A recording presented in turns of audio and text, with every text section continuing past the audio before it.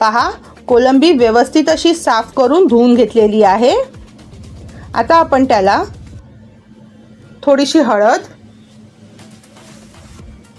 1 चमचा इतकी लाल तिखट,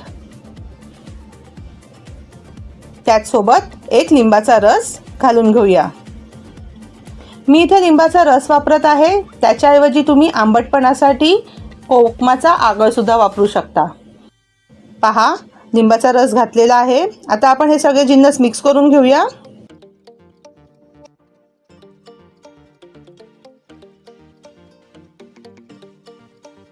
मॅरिनेट करण्यासाठी थोडंसं म्हणजे 2 चमचे इतकं आपण हिरवं वाटप सुद्धा घेत आहोत।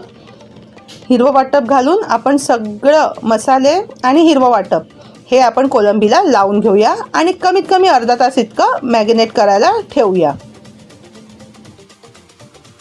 आता आपलं हिरवं वाटप